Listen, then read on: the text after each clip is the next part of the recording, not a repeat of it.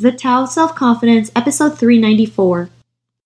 Welcome to the Tao of Self-Confidence, where I share stories of amazing women who have discovered their inner journey to self-confidence. Visit our website at thetaoofselfconfidence.com. Your inner journey to self-confidence awaits. Well, hello friend. Welcome to the Tao of Self-Confidence, where I share stories of amazing women who have discovered their inner journey to self-confidence. I'm your host today, Sheena Yap Chan, and today I have an amazing lady on the show today. She's a coach for successful immigrants in the U.S. who want to find their dream jobs, become more confident, and make their American dreams come true. And I'm just really excited for her to be on the show today to share her story on self-confidence. So without further ado, I'm going to introduce you to Lee Lin. Lee, how are you today? Maybe you can fill in a little bit more by yourself to our listeners. Yeah, doing great. Thank you so much, Sheena, for inviting me. It's a pleasure to be on your podcast. I am in a bit of an unusual niche. I help successful immigrants who are highly educated, very smart people to be able to create their dream life in the U.S. And that involves me doing career coaching for them, teaching them how to be more confident and teaching them how to express themselves in a way that would show their most confident self to their employers, to the people that want to hire them, and to be able to live their next American dream. Awesome. Well, thanks for sharing that. And Lee, what's your cultural background? I'm Chinese. I was born in Shanghai, China, and I came to the U.S. when I was 10 years old. And I have been in the U.S. for 17 years and been a citizen for 12 years. So I guess you could say I'm, Chinese American. Thanks for sharing that. And what would be your favorite self-confidence quote? That's a really good question. So I believe that you have to first see yourself to be confident before you actually do the action. So I absolutely believe in holding the vision for yourself before that happens, because if you don't believe that it's possible for yourself to be confident, it's not likely for it to happen to you no matter how hard you try if you don't see yourself as that type of person already. Thanks for sharing that. And I totally agree with you on that. You have to believe in yourself and see, how much worth you have or what you deserve. Because if you don't believe in yourself, you're not going to take the next action steps to go after what you want, right? Whether it's a dream job or traveling the world or, whatever it is you want in life, it has to start with you, and especially that belief in you. And, people don't realize how powerful that is when you start believing in yourself and seeing yourself as that confident person. So I really love that you mentioned that quote. And in your own words, how do you define self-confidence? It's a good question. So I believe I define self-confidence as knowing what you want and knowing how you're going to get it and knowing you're going to get it no matter what. It's a little bit, I guess you can, I think that there's a fine line between arrogance and confidence, but I do feel like it's ultimately like, you have goals, you have dreams, and you have that belief in yourself that you're going to get it. Thanks for sharing that. And it's a great definition. And it's not, like you mentioned, it's not arrogance. It's just like having that knowing, like inner knowing that you can go and do it. And you're going to go through some obstacles, but in the end, you're going to get, whatever the end result that you want. So great definition. And what was your life like before your discovery of self-confidence? Oh my gosh. So I was one of those girls who, I don't think confidence is, inborn innate. It does have to do with, some of your environments. And unfortunately, if you have believed so much of your environment that you lose your sense of self, you can become very not confident. And I was very much that way. And I was very shy, not only because of, because I'm introverted by nature, but also because I was basically thrust into a new country, didn't know how to speak the language, was not cool, did not know how to dress or, even make friends. And for a very long time, I would say even up until my 20s, I was still very insecure, very unsure about what I could bring to the table besides, being that, straight A girl who would get her family's approval, but just never advance.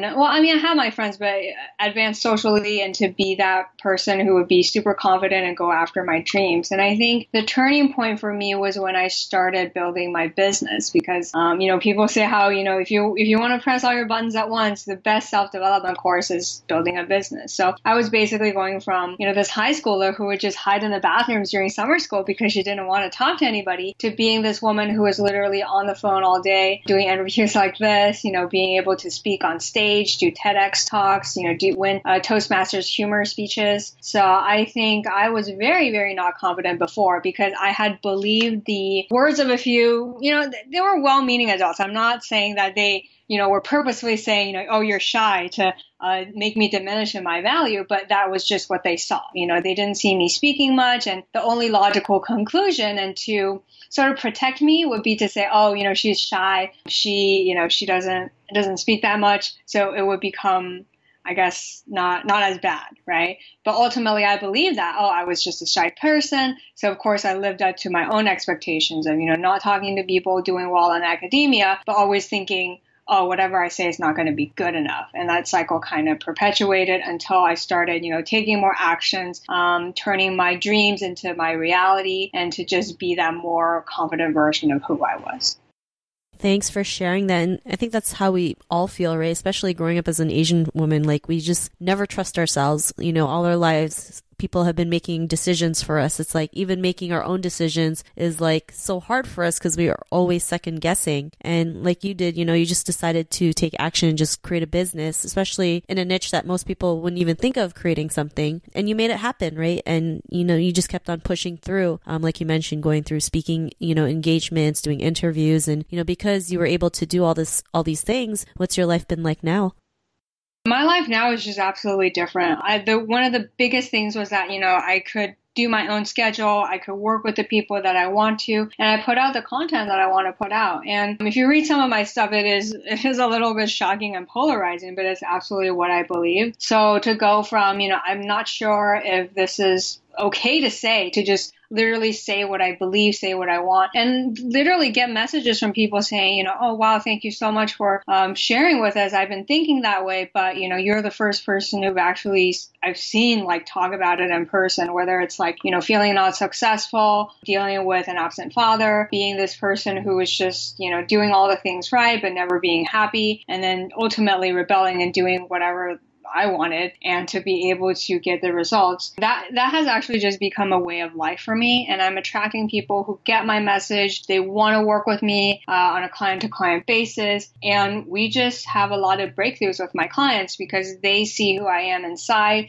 They don't feel that fear with me because I broke past that fear. Because the worst thing that happens is that, people don't like you. And I've had Facebook comments who are basically, not YouTube comments who are basically still very vicious. But I also have, a lot of diehard fans who sign up for all of my webinars, who sign up for all my stuff. And they just say, thank you, because you have changed my life. Awesome. Well, thanks for sharing that. And it's the greatest feeling when you can go out there and do something that you love and be your, true self in the process. Like you mentioned, the right people come to you. You just start attracting the right things. So it's great that you're doing that and being true to yourself at the same time and helping others in the process. And if our listeners, were tuning into your episode and she was in her own journey of self-confidence, what'd be that one tip you would give to her?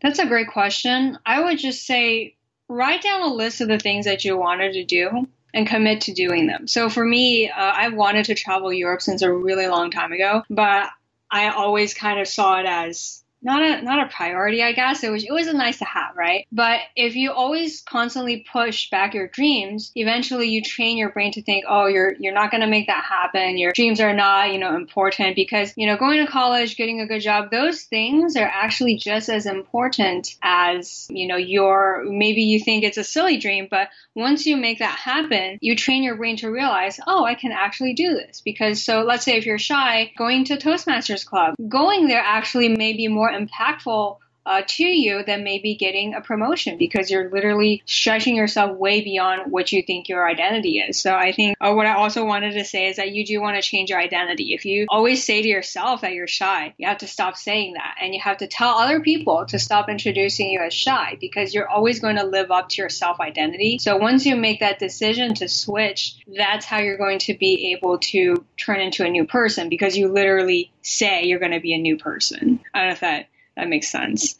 No, I totally agree. I mean, we have to learn to train our brains to learn that things that we manifest can come into fruition, right? Like writing a list and taking action on it. So great tip that you mentioned. And if our listeners wanted to get to know a little bit more about you and what you do, is there any links or social media profiles we can connect with? Sure. They can go to thesuccessfulimmigrant.com to learn more about what it is I do. So again, it's the THE and then successful and then immigrant.com to find out more about how they can, learn more about me. Thanks for sharing that. And to our listeners, if you want to connect with Lee, you can also head on over to the taoofselfconfidence.com and search for Lee's name. Her show notes will pop up along with everything else we talked about. And I just want to thank Lee for taking the time to share her story with us. So thank you so much. Yeah, thank you so much, Sheena, for having me. It was a lot of fun. Not a problem. It was great having you on the show. And to our listeners, be on the lookout for another new episode of another amazing woman's journey to self-confidence. And we'll catch you later. Bye for now. Thank you for tuning in to another amazing episode of the Tao of Self-Confidence. Sign up for our free membership site to get more amazing resources for self-confidence by visiting our website at thetaoofselfconfidence.com. Your inner journey to self-confidence awaits.